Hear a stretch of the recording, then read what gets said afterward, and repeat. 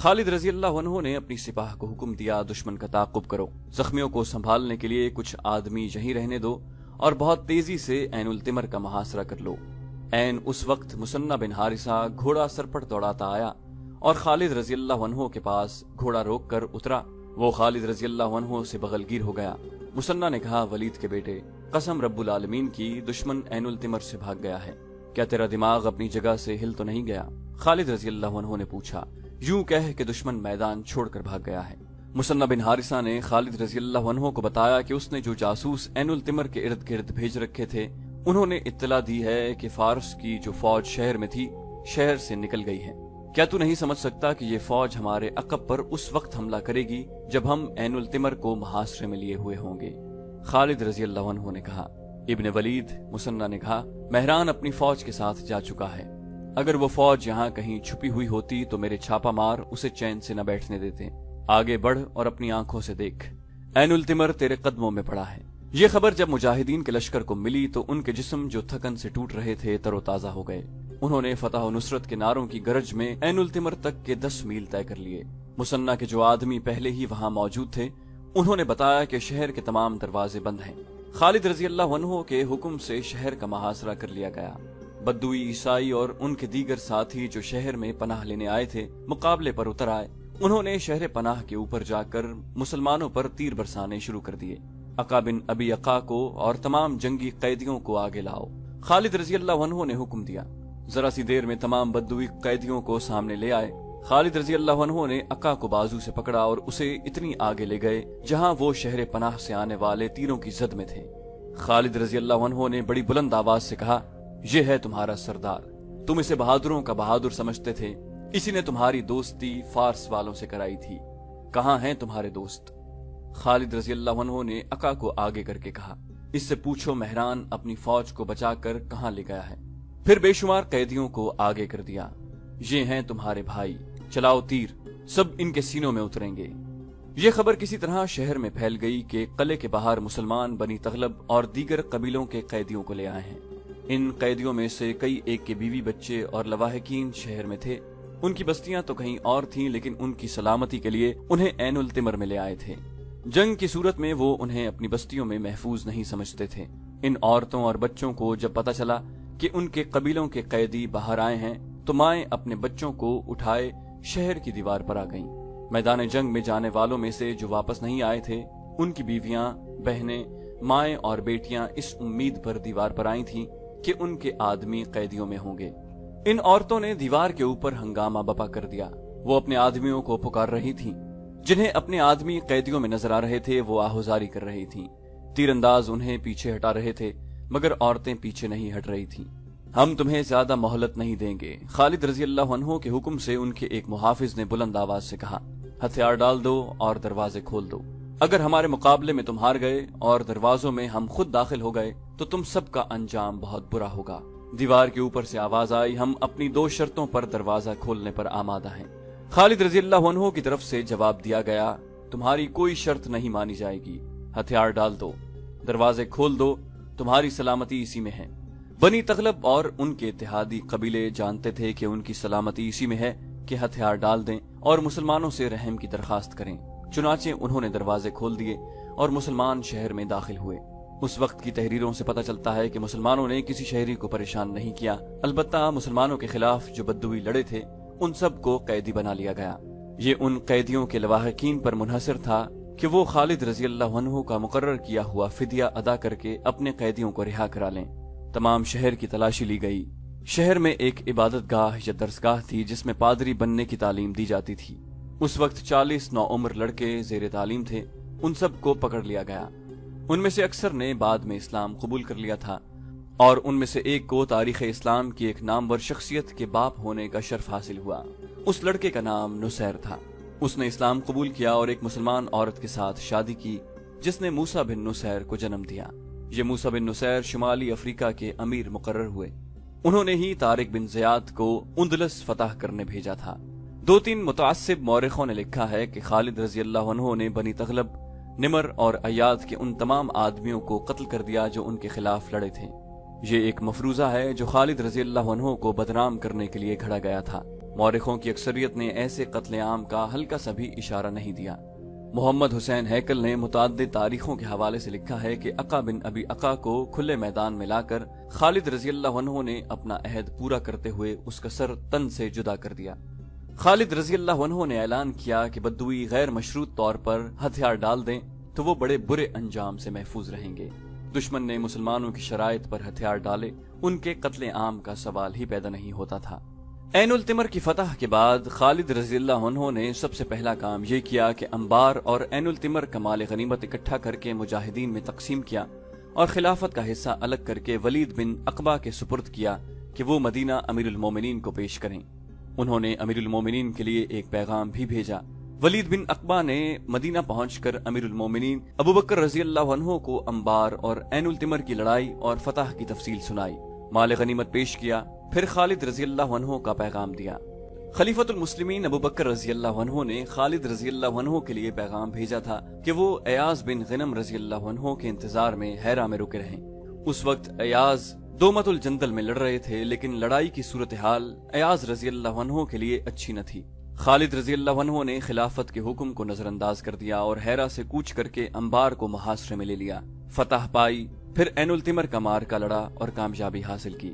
خالد رضی اللہ عنہ نے اپنے پیغام میں کہا تھا کہ وہ حیرہ میں بیٹھے رہتے تو فارس والوں کو اپنی شکستوں سے سنبھلنے کا اور جوابی حملے کی تیاری کا موقع مل جاتا۔ خالد رضی اللہ عنہ کی کوشش یہ تھی کہ دشمن کو کہیں بھی قدم جمانے کا اور جوابی وار کرنے کا موقع نہ مل سکے۔ انہوں نے آتش پرستوں کی فوج کو نفسیاتی لحاظ سے کمزور کر دیا تھا۔ خالد رضی اللہ عنہ نے امیر المومنین کی حکم عدولی تو کی تھی، لیکن عملاً ثابت کر دیا تھا کہ یہ حکم عدولی کتنی ضروری تھی۔ ایاز بن غنم ابھی تک دومت الجندل میں پھنسے ہوئے تھے اور ان کی کامیابی کی توقع بہت کم تھی۔ خالد رضی اللہ عنہ نے جو مناسب سمجھا وہ کیا۔ خلیفہ ابو بکر رضی اللہ عنہ نے ولید بن عقبہ سے کہا، اس نے جو سوچا تھا وہی ہوا۔ ایاز کی طرف سے اطلاعیں آ رہی ہیں، وہ امید افزا نہیں۔ دومت الجندل پر ہمارا قبضہ بہت ضروری تھا، لیکن اب مجھے ایاز کے متعلق تشویش ہونے لگی ہے۔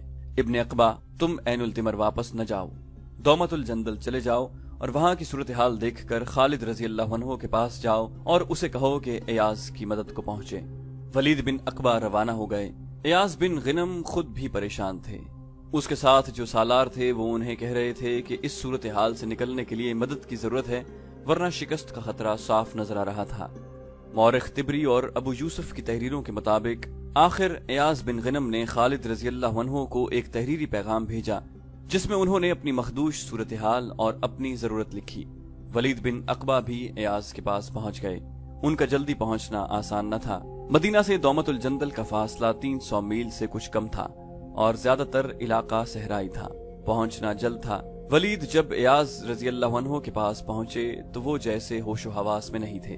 انہوں نے آرام کی نہ سوچی۔ ایاز رضی اللہ عنہ کی صورتحال دیکھی۔ میں نے خالد رضی اللہ عنہ کو مدد کے لیے کل ہی پیغام بھیجا ہے۔ ایاز بن غنم نے ولید بن عقبہ سے کہا، معلوم نہیں وہ خود کس حال میں ہیں، لیکن میرے لیے اور کوئی چارہ نہیں، تم دیکھ رہے ہو۔ ولید نے کہا، الحمدللہ۔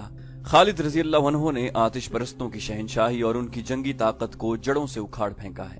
امیر المومنین نے مجھے تمہارے پاس بھیجا ہے کہ تمہاری ضرورت کا جائزہ لے کر انہیں بتاؤں، لیکن تمہیں فوری مدد کی ضرورت ہے۔ میں مدینہ جانے کی بجائے عین التمر چلا جاتا ہوں۔ خالد رضی اللہ عنہ آپ کی مدد کو آئیں گے۔ یہ اس دور کی فرض شناسی اور جذبہ تھا جس میں خوشامد، دکھاوے اور کام چوری کا ذرا سا بھی عمل دخل نہ تھا۔ ولید بن عقبہ نے یہ نہ سوچا کہ وہ واپس مدینہ جائیں اور خلیفہ کے حکم کے مطابق انہیں اپنی کارگزاری بڑھا چڑھا کر سنائیں اور ساتھ یہ کہیں کہ حضور ایاز تو بڑا نالائق سالار ہے۔ اگر اس کی جگہ میں ہوتا تو یوں کرتا، مگر ولید نے دیکھا کہ صورتحال مخدوش ہے تو وہ اپنے حاکم خود بن گئے اور مدینہ کی بجائے عین التمر کو گھوڑا دوڑا دیا۔ ان کے سامنے پورے 300 میل صحرائی مسافت تھی۔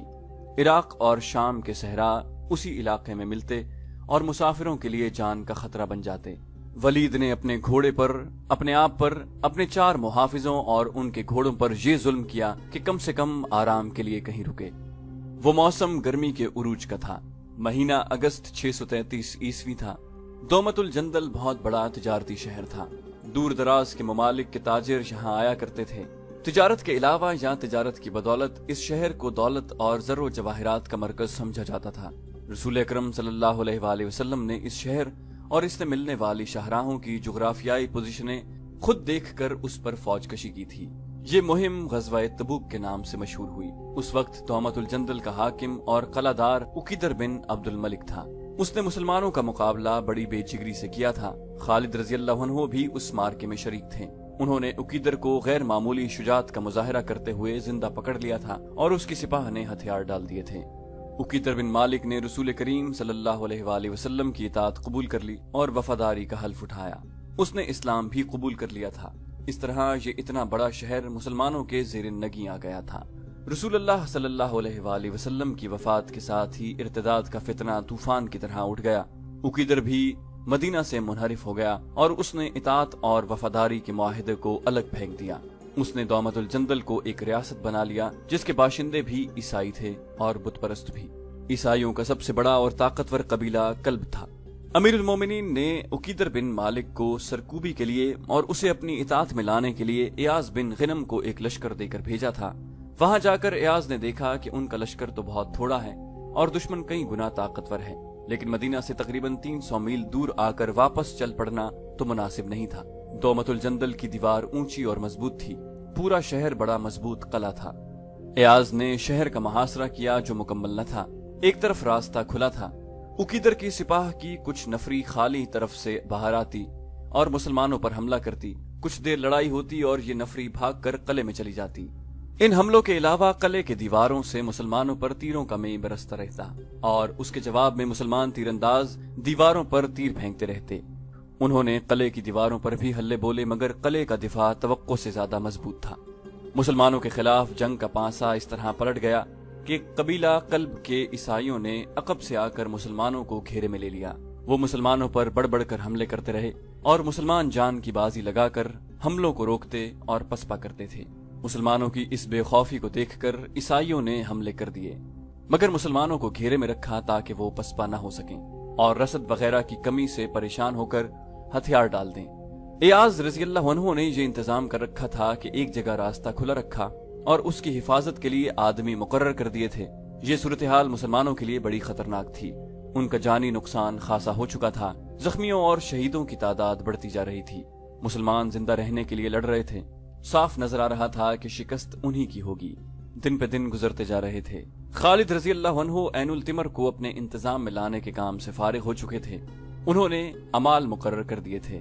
2-4 دنوں میں ہی وہاں کے شہریوں کو یقین ہو گیا تھا کہ مسلمان نہ انہیں زبردستی مسلمان بنا رہے ہیں، نہ ان کے حقوق پامال کر رہے ہیں، نہ ان کی عورتوں پر بری نظر رکھتے ہیں، اور ان کے گھر اور اموال بھی محفوظ ہیں۔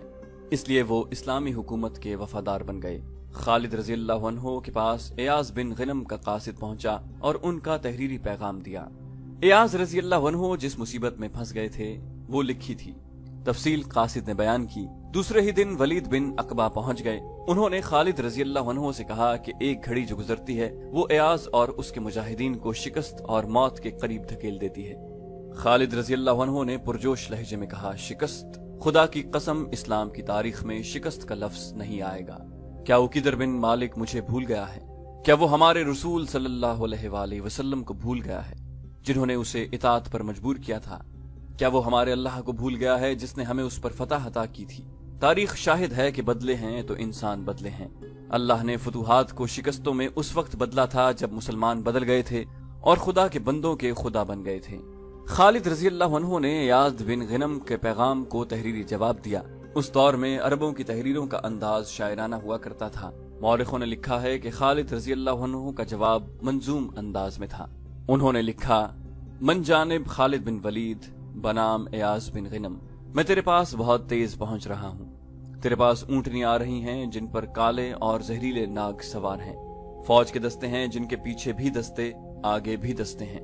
ذرا صبر کرو، گھوڑے ہوا کی رفتار سے آ رہے ہیں، ان پر تلواریں لہرانے والے شیر سوار ہیں، دستوں کے پیچھے دستے آ رہے ہیں۔ پیغام کا جواب قاصد کو دے کر خالد رضی اللہ عنہ نے اسے کہا کہ وہ جتنی تیزی سے آیا تھا اس سے زیادہ تیز دومت الجندل پہنچے اور ایاز رضی اللہ عنہ کو تسلی دے۔ اس کے ساتھ ہی انہوں نے اپنے ایک نائب سالار عویم بن کاہل اسلمی کو بلایا۔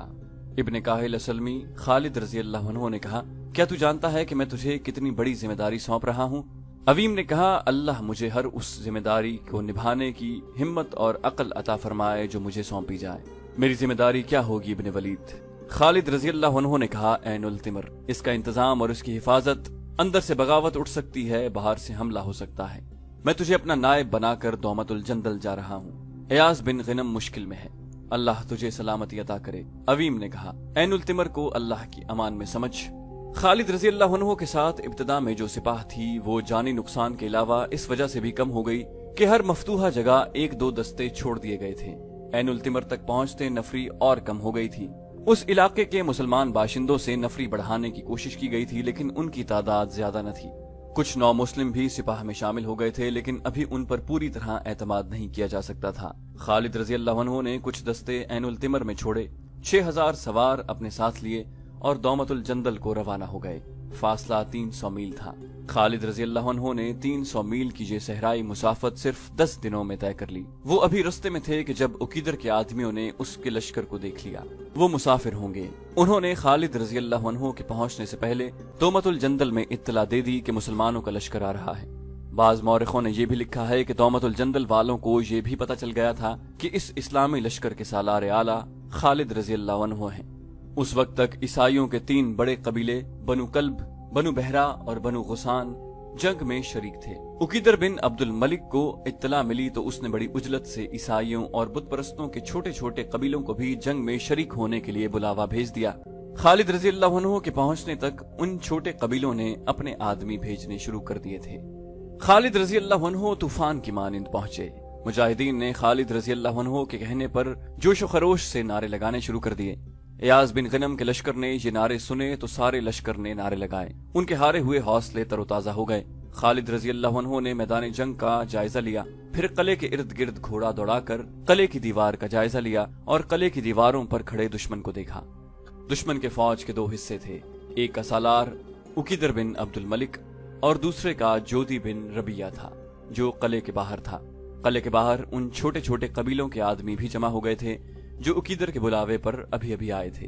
ان کے لیے قلعے کا کوئی دروازہ نہ کھلا کیونکہ خالد رضی اللہ عنہ کی آمد قلعے کے لیے بڑی خطرناک تھی۔ خالد رضی اللہ عنہ ایک دہشت کا دوسرا نام تھا۔ خالد رضی اللہ عنہ دشمن پر جو نفسیاتی وار کرتے تھے اس کا اثر مستقل ہوتا تھا۔ ایسا ہی ایک زخم عقیدر بن عبد الملک پہلے ہی خالد رضی اللہ عنہ کے ہاتھوں کھا چکا تھا۔ خالد رضی اللہ عنہ تو سوچ رہے تھے کہ وہ قلعے میں کس طرح داخل ہو سکتے ہیں، لیکن ان کی دہشت قلعے کے اندر پہلے سے پہنچ چکی تھی۔